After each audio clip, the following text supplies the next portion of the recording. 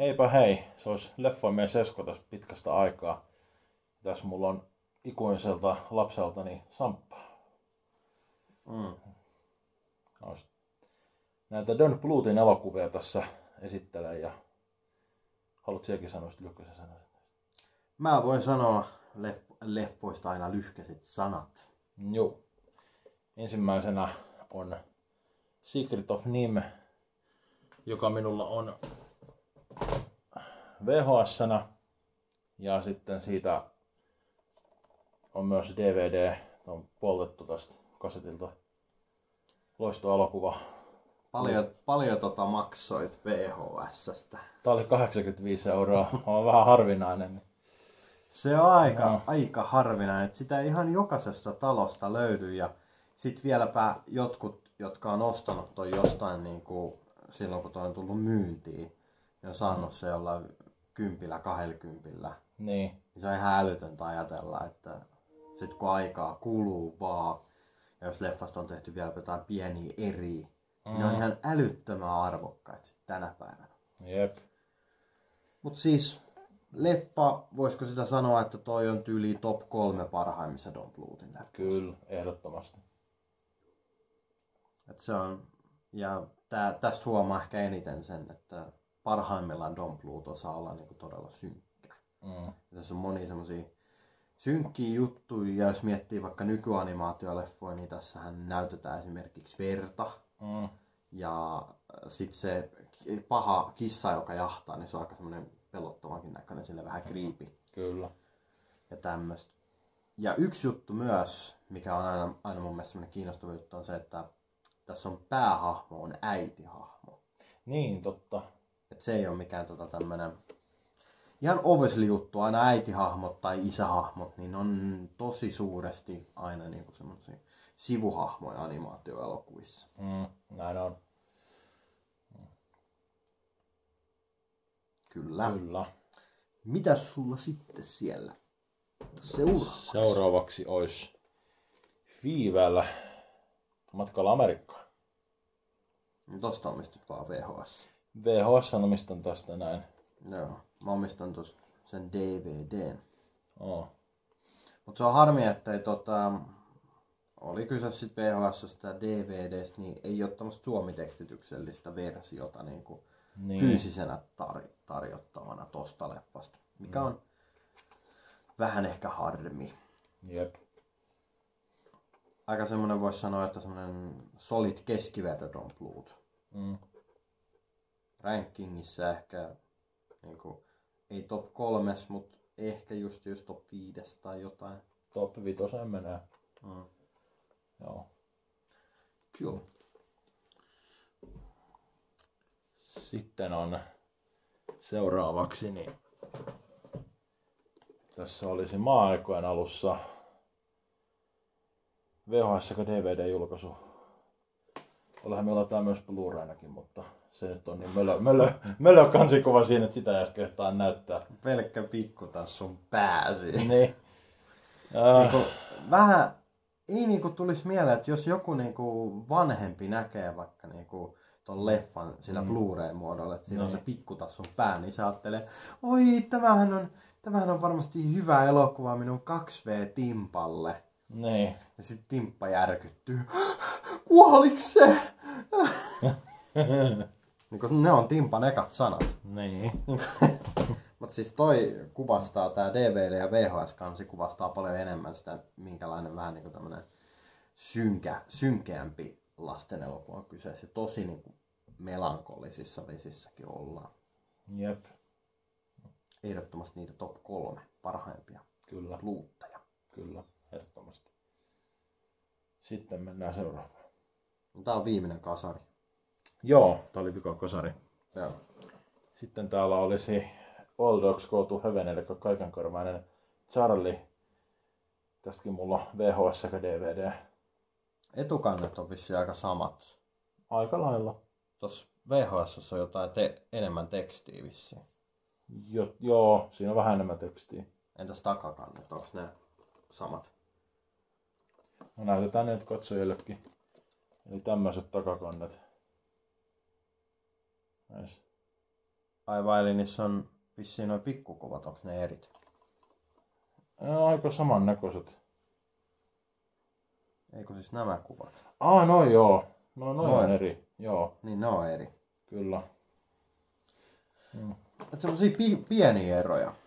Jep. Toi onkin se viimeinen elokuva, mikä on siellä top 3. Eli Secret of Nime, Land Before Time ja All Dogs Go to Heaven. Ne muodostaa sen pyhän kolminaisuuden Bluetilla. Jep. Kyllä. Sitten alkaakin se alamäki. Aika iso alamäki. Ennen kuin mennään tähän alamäkeen, niin sä olit nähnyt aika pitkälti niin kuin just nämä 3 mestariteosta. Ja sä ajattelit näiden 3 mestariteoksen niin kuin perusteella, että ostetaan kaikki Don Bluethin leffat, koska ne on varmaan kaikki samaa tasoa. Niin mä ajattelin ihan oikeasti. Mä ajattelin, että nämä on kaikki niin kuin sellaisia niin kuin hyviä mestarillisia, tai niin kuin, ei nyt kaikki ehkä mestarillisia, mutta niin kuin kaikki sillä olisi niin kuin kumminkin hyviä. Silleen niin kuin katsottavia. Niin. Et vähintään 3 tähän leffoja. Mutta voi kuinka minä olinkaan väärässä. Ja jos sä saisit palata siihen hetkeen, niin ostasit sä noita, vai oot sä niinku tavallaan tyytyväinen, että vaikka puolet Don Bluethin elokuvista onkin silleen huonoja, niin oot sä silti tyytyväinen, että sä omistat kaikki Don Bluethin leffat?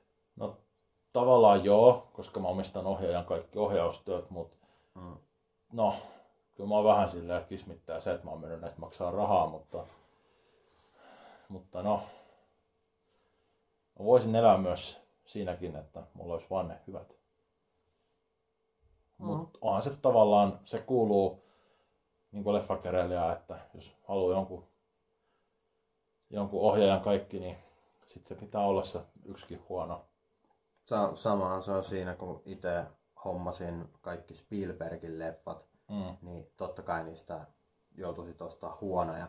Ja että hommasin kaikki Emma Watsonin elokuvat, niin totta kai niistä oli osa huonoja. Että... Mulla on sama juttu ton James Cameronin ja Peter Jacksonin kanssa. Niistäkin mulla on siinä on Jacksonilla on ainakin yksi aika kuppainen elokuva. Samoin on tuolla Cameronilla. Mutta onneksi vaan yhdet. Niin, se on hyvä. Sitten mennäänkö katsomaan, että minkälaisia ne huonot leffat sitten on? Mennään yksitellä. Tässä olisi tämmönen kuin Rokkikukko. Voi. Osaatko sanoa, että minkä takia Rokkikukko oli huono?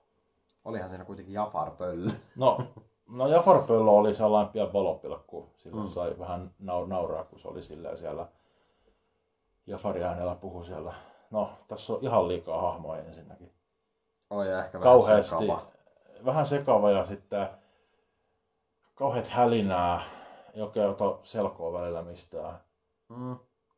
Ja se jollekin semmoiselle lapselle, joka haluaa paljon semmoista hälinää ja värikkyyttä, että ei ole silleen niinku tarinalla väliä.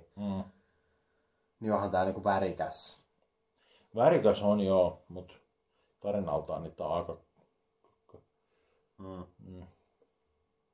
Oli siinä kuitenkin hauska Elvis-parodia kukko. Niin. Se on täysin... Ehkä voisi antaa toisen mahdollisuuden joskus. Niin. Ken tietää. Mennäänkö sitten seuraavaan? Joo. Sitten olisi tällainen kuin Peukalo Liisa. Joo. Tää ei ollut... Niin, huomattavasti parempi kuin tuo Rokkikukko. Mutta ei niiden kasaripätkien tasoa. Ei. Silti ihan kiva. Se oli hauska, kun Peukalo Liisaa yritti kaiken maailman veijarit iskeä. Niin. Tämä oli vähän kuin sekaisin Marista tyyliin, mutta vaan lasten versio siitä. Tyyliin. No. Ei tos nyt sillä mitään ihmeempää sanottavaa ole. Tosi niinku semmonen niinku jollain tavalla unohdettava, että kun sä lähdet pohtimaan, että mitä vittua tuossa tapahtukaan, niin ei niinku ei tuu mieleen mitään. Ei. Mennäänkö sit seuraavaan? Juu. Sitten olisi tämmönen kuin Veikko keskuspuistossa. Joka siis, sehän on se sun lemppari näistä kaikista. Ai niinkö se oli? Kai sä nyt omat lempparisi muistat.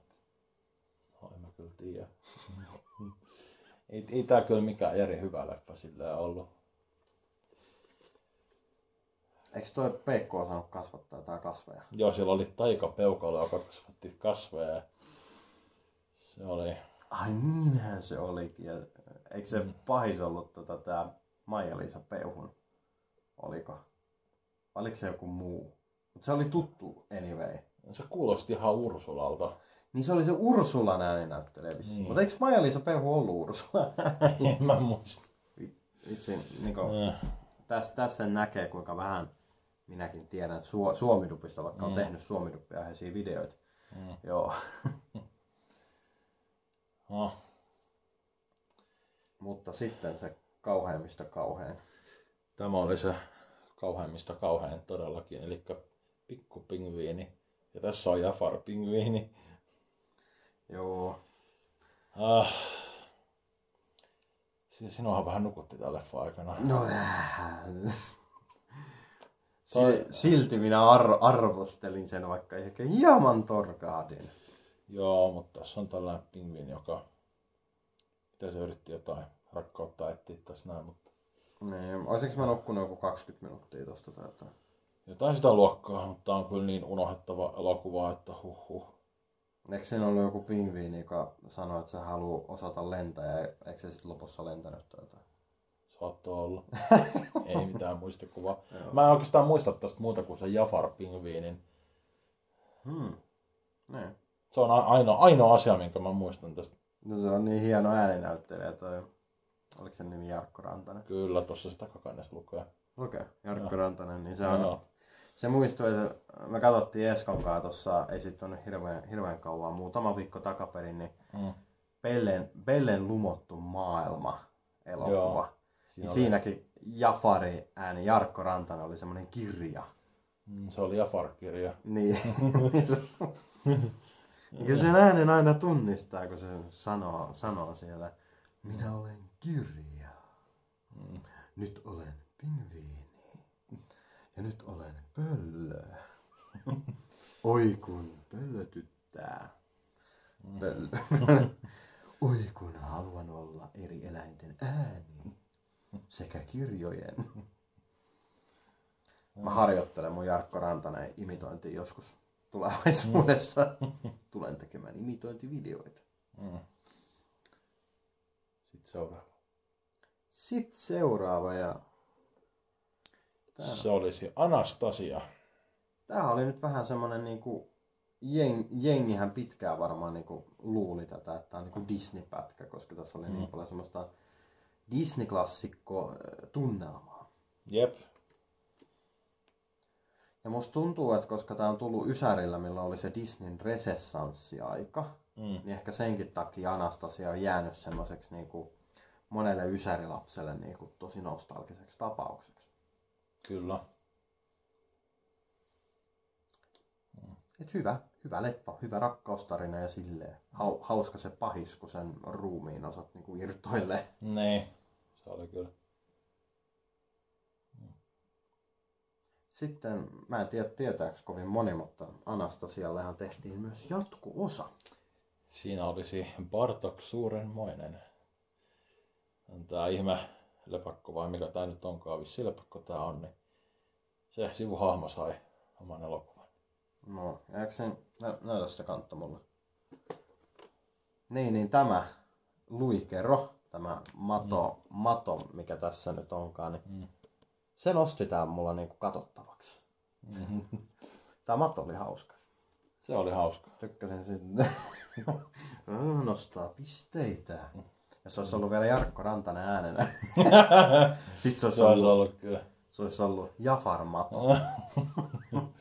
Se olisi ollut parasta kyllä. Se olisi ollut parasta kyllä.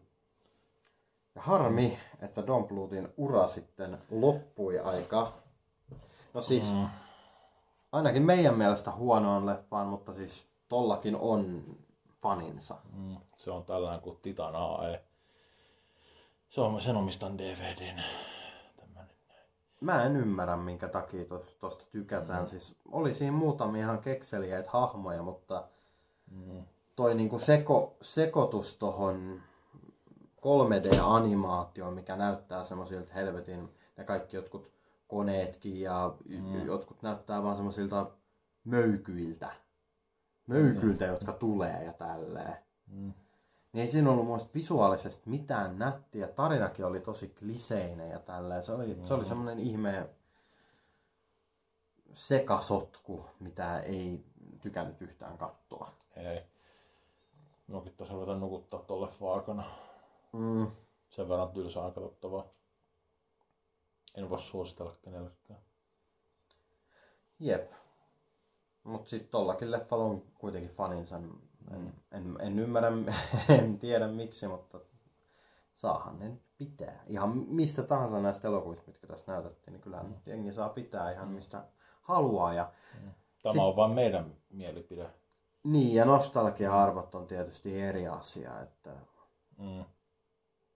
mä en lapsena ollut näistä leffoista nähnyt muuta kuin Maaikojen alussa Kaikenkarvainen Charlie sekä Anastasia.